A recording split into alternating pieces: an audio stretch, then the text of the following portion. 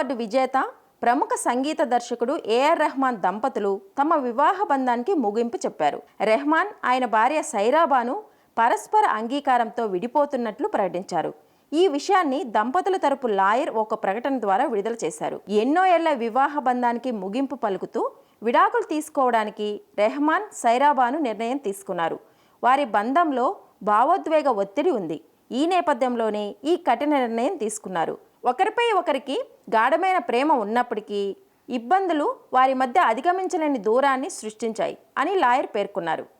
ఇక ఈ విడాకులపై ఏఆర్ రెహమాన్ కూడా స్పందించారు. మా వైవాహిక బంధం త్వరలోనే 30 ఏళ్లకు చేరుతుందని సంతోషించాం. అయితే అనుకోని విధంగా ముగింపు పలకాల్సి వచ్చింది. విరిగిన హృదయాలు దేవుణ్ణి సైతం ప్రభావితం చేస్తాయి. పగిలిన ముక్కలు మళ్ళీ యథావిధిగా అతుక్కోలేవు.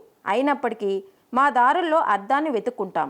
ఇలాంటి కఠిన పరిస్థితుల్లో స్నేహితులు మా వ్యక్తిగత గోప్యతను అర్థం చేసుకుంటారని భావిస్తున్నామని ఎక్స్ వేదికగా రెహమాన్ పోస్ట్ పెట్టారు. ఇక తల్లిదండ్రుల విడాకుల విషయంపై వారి పిల్లలు రహీమా, ఖతీజా, అమీన్ స్పందిస్తూ పోస్టులు పెట్టారు. మా తల్లిదండ్రుల విడాకుల విషయంలో గోప్యత పాటిస్తూ గౌరవంగా వ్యవహరించినందుకు మీ అందరికీ ధన్యవాదాలు అంటూ పోస్టులు పెట్టారు. ఏఆర్ రెహమాన్, సైరాబానుకి 1995లో పెళ్లి అయింది. వారికి 3 పిల్లలు. 29 ఏళ్ల తర్వాత వీరు విడిపోతున్నట్టు ప్రకటించడం అభిమానులను ఆశ్చర్యానికి గురిచేసింది. సైరాతో వివాహాన్ని తన తల్లి నిశ్చయించారని గతంలో చాలాసార్లు రెహమాన్ తెలిపారు.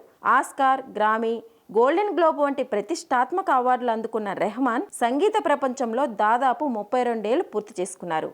ప్రపంచవ్యాప్తంగా ప్రముఖ ఆర్టిస్టులతో రెహమాన్ పనిచేశారు.